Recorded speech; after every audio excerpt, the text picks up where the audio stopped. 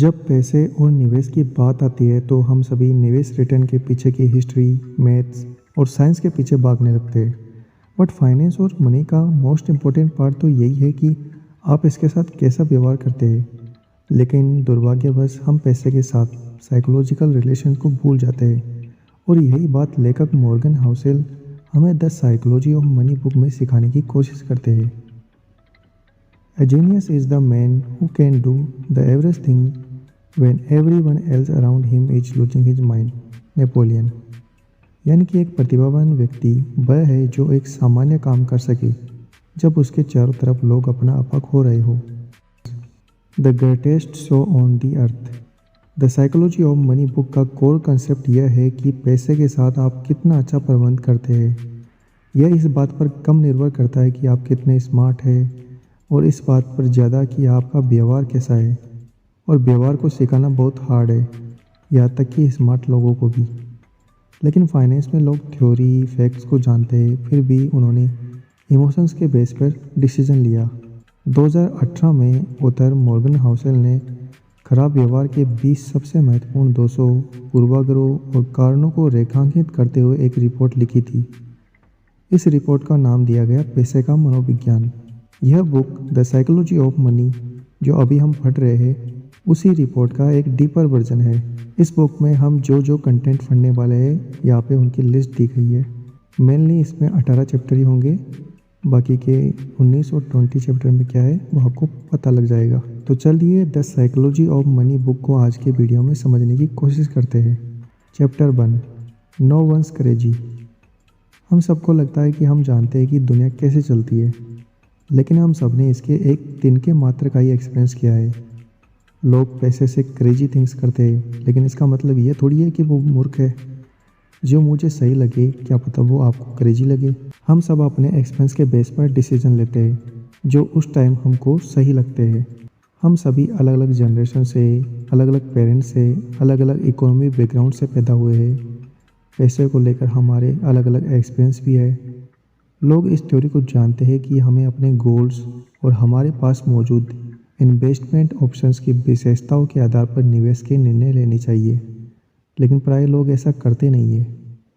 जिन लोगों ने economic crisis यानी कि गरीबी का सामना किया है, उनके विचार रिस्क और रिवॉर्ड के बारे में उन लोगों से काफ़ी अलग होते हैं जिन्होंने अपने पूरे जीवन में एक स्टेबल प्राइसेज को देखा है, जैसे किसी बैंकर की संतान। यदि आप उस समय बड़े हुए हो जब शेयर मार्केट काफ़ी मजबूत था, तो आप शेयर मार्केट में उन लोगों की तुलना में ज़्यादा इन्वेस्ट करेंगे जो कि स्टॉक कमज़ोर होने पर बड़े हुए थे। शॉर्ट में कहूँ तो हम पैसे के साथ क्रेजी थिंग्स करते हैं, लेकिन हम क्रेजी नहीं है। Chapter 2, luck and risk. Nothing is as good or as bad as it seems. यानी कि कुछ भी इतना अच्छा या बुरा नहीं होता जितना वह दिखता है। माइक्रोसॉफ्ट के फाउंडर बिल गेट्स और को फाउंडर पॉल एलन की कहानी आपको सिखा सकती है कि लक और रिस्क दो भाई है जो किसी भी व्यक्ति की सफलता को उसके द्वारा किए गए एफर्ट से ज़्यादा प्रभावित कर सकते हैं। 1968 में जब सेकेंड वर्ल्ड वॉर के एक नेवी पायलट विल डोगल जो मैथ और साइंस के टीचर बने, उन्होंने कंप्यूटर को अपने लेक साइड स्कूल में लाने का प्रयास किया। बिल गेट्स और उनके क्लासमेट पॉल एलन एक ही स्कूल में पढ़ रहे थे। बिल गेट्स और उसके दोस्त पॉल एलन को 13 साल की उम्र में इस कंप्यूटर तक पहुंच मिल गई। उस समय ज़्यादातर यूनिवर्सिटीज़ के ग्रेजुएट इसे प्राप्त नहीं कर सके थे। यूनाइटेड नेशंस के अनुसार 1968 में हाई स्कूल में पढ़ने वाले दुनिया में लगभग 303 मिलियन थे, जिनमें लगभग 18 मिलियन यूएसए में रहते थे, 2.7 लाख वॉशिंगटन में रहते थे, उनमें से 1 लाख से थोड़े से अधिक सिएटल एरिया में रहते थे और उनमें से 300 ने लेक साइड स्कूल में पढ़ाई की थी। 303 मिलियन से शुरू करके सिर्फ 300 पे ख़त्म। हाई स्कूल में पढ़ने वाले लगभग 10 लाख छात्रों में से एक को ऐसे स्कूल में जाने का मौका मिला जिसमें कंप्यूटर है, और बिल गेट्स उनमें से एक थे। बिल गेट्स की सफलता उनके समर्पण और हार्ड वर्क के कारण थी, लेकिन लक ने अपना एक इम्पोर्टेंट रोल अदा किया। यहाँ तक कि बिल गेट्स ने भी यह एडमिट किया कि अगर लेक साइड स्कूल नहीं होता तो माइक्रोसॉफ्ट भी नहीं होता। दूसरी तरफ बिल गेट्स के सहपाठी केंट इवास की कहानी है। उन्होंने लक के करीबी भाई रिस्क यानी कि जोखिम का शक्तिशाली अनुभव किया। उसके पास कंप्यूटर के लिए इक्वल स्किल था। वह माइक्रोसॉफ्ट के संस्थापक का पार्टनर भी हो सकता था। लेकिन हाई स्कूल पास करने से पहले ही केंट की एक पर्वतारोहण एक्सीडेंट में डेथ हो गई। हाई स्कूल में पहाड़ पर मारे जाने की संभावना लाखों में से एक होती है। बिल गेट्स और पॉल एलन ने लेक साइड से ग्रेजुएशन करके लाखों में से 1 लाख का अनुभव किया। केंट इवांस ने ग्रेजुएट स्तर की पढ़ाई पूरी ना करने के लाखों जोखिमों में से एक का अनुभव किया, यानी कि एक जैसा बल, एक ही मात्रा, लेकिन अलग अलग दिशाएं। लक और रिस्क ऐसे फैक्टर्स हैं जिन्हें किसी व्यक्ति की फाइनेंशियल सफलता में जज करना कठिन होता है। हम वॉरेन बफेट की सफलता का अनुकरण नहीं कर सकते क्योंकि उसके परिणाम इतने एक्सट्रीम हैं कि हम नहीं जानते कि लक कितना शामिल है। लेकिन 2 चीज़ें आपको बेहतर दिशा में ले जा सकती है। फर्स्ट, उन लोगों से सावधान रहे जिनकी आप प्रशंसा करते हैं, उन्हें नीचा देखते हैं। हो सकता है कि ऊपर वाले लोग भाग्य के हितैषी रहे हो, जबकि नीचे वाले लोग जोखिम के शिकार हुए हो। सेकंड, व्यक्ति विशेष और केस स्टडी पर कम ध्यान दे और अपने दिमाग को व्यापक पैटर्न की ओर मोड़े। सफल व्यक्तियों के परिणामों को दोहराना मुश्किल है, लेकिन आप व्यापक पैटर्न में भाग लेने में सक्षम हो सकते हैं। बट इससे भी महत्वपूर्ण बात यह है कि कितना हम सफलता में लक और रिस्क के रोल को पहचान पाते हैं। हमें असफलता को देखते हुए खुद को माफ़ कर देना चाहिए। कुछ भी उतना अच्छा या बुरा नहीं होता जितना हमें लगता है। Chapter 3, never and up. जो लोग करोड़पति है वे अरबपति बनना चाहते हैं, और जो लोग अरबपति है वे दुनिया के सबसे अमीर व्यक्तियों की टॉप 3 लिस्ट में रहना चाहते हैं। अधिक से अधिक धन के पीछे भागना एक नेवर एंडिंग गेम है। लोग अगले लेवल तक पहुंचने के लिए क्रेजी थिंग्स करते हैं और वे उन चीज़ों के लिए जोखिम उठाते हैं जिनकी उन्हें ज़रूरत नहीं। वॉरेन बफेट ने अपने शब्दों में कहा है, आपके पास जो कुछ है और जो आपके पास नहीं है और जिसकी आवश्यकता नहीं है, उसके लिए जोखिम उठाने का कोई कारण नहीं है। यदि आप उन लोगों में से हैं जो नहीं जानते कि व्हाट इज एनफ, तो कुछ बातें याद रखें। एक गोल पोस्ट होना आसान है जो चलता रहता है। एक बार आप जब उस लक्ष्य को प्राप्त कर लेंगे तो आप अगले लक्ष्य की ओर देखते हैं। यह सिलसिला कभी ख़त्म नहीं होता। यह अक्सर खुद की दूसरों की तुलना करने से प्रेरित होता है। आप अक्सर खुद की तुलना किसी ऐसे व्यक्ति से कर लेते हैं जो उस सीढ़ी में आपसे ऊपर है, जिसके खिलाफ आप खुद को बेंचमार्क करते हैं। जब पैसे की बात आती है तो किसी के पास हमेशा आपसे ज़्यादा ही होगा, वह ठीक है। अधिक धन का पीछा करना ठीक है, लेकिन ऐसे जोखिम भरे दाव लगाना शुरू ना करें जो आपके पास किसी भी ऐसी चीज़ के लिए जोखिम में डालते जिसकी आपको आवश्यकता नहीं है।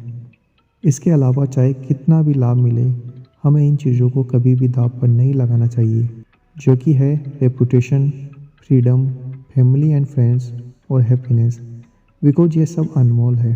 Chapter 4, compounding compounding.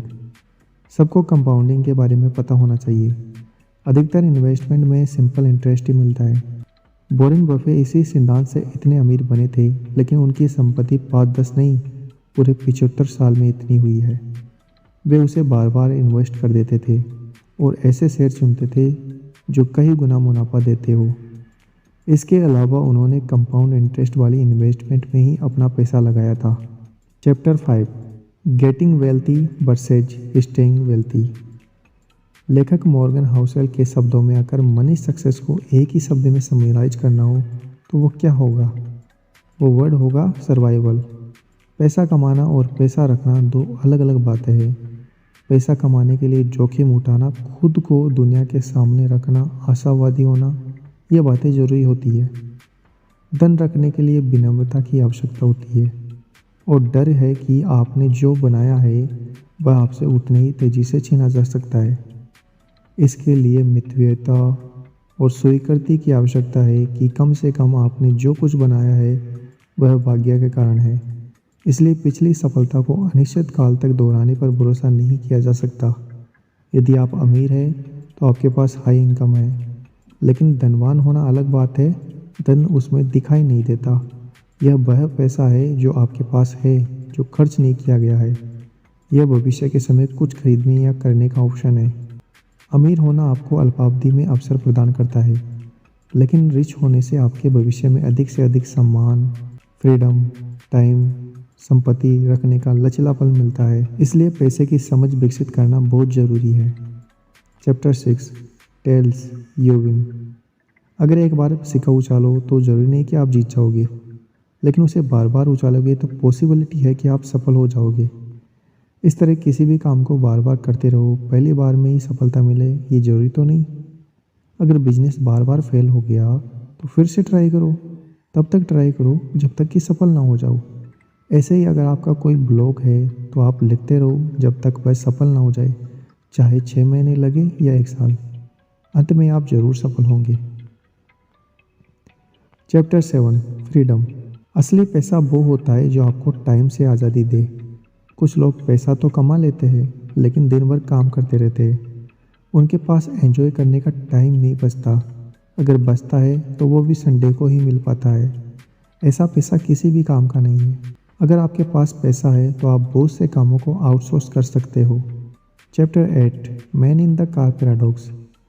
लोग हवेली और फैंसी कार इसलिए खरीदते हैं क्योंकि वे दूसरों से सम्मान और प्रशंसा चाहते हैं।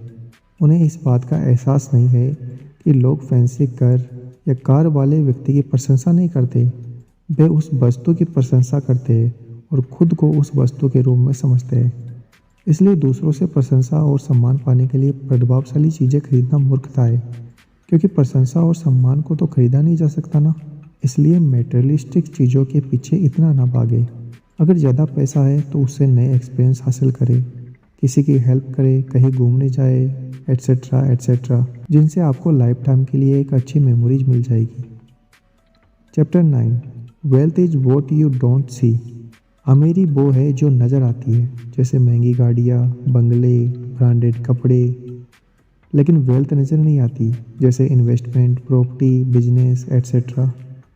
अगर आपके दोस्त हैं जिसकी इनकम आपकी जितनी ही है, 10 लाख की कार ली, तो देखने से तो वो अमीर हो जाएगा, लेकिन उसके पास अब आपकी तुलना में 10 लाख रुपए कम होंगे। इसलिए वेल्थी बनने की कोशिश करें, अमीर दिखने की नहीं। कहा भी गया है, spending money to show people how much money you have is the fastest way to have less money. Chapter 10 save money. बचत करने के मामले में दुनिया में 3 तरह के लोग होते हैं। पहले वो जो सोचते हैं कि उन्हें बचत करने की ज़रूरत ही नहीं है। दूसरे वो जो सोचते हैं कि वे बचत कर ही नहीं सकते। तीसरे वो जो बचत करते हैं। टाइम के साथ साथ तीसरे बहुत वेल्दी बन जाते हैं, उनका बुढ़ापा आराम से कटता है, लेकिन बाकी उम्र भर तंगाली का जीवन स्पेंड करते हैं और दूसरों पर निर्भर रहते हैं। वे स्वभाव से भी बहुत कड़वे हो जाते हैं। इसलिए आज से ही बचत करना सीखिए और बचे हुए पैसों को इन्वेस्ट भी करें। इस बात से कोई फ़र्क नहीं पड़ता कि आप कितना कमाते हैं और कितना रिटर्न मिलता है। ऐसा कोई रास्ता नहीं है जिससे आप वेल्थी बन सकते हैं अगर आप सेविंग नहीं करते हैं। ऑथर हाउसेल मॉर्गन के शब्दों में, your saving is the gap between your ego and your income, beyond your basic and comfort needs, the money you spend on is your ego approaching money, you just spend to show the people that you have money.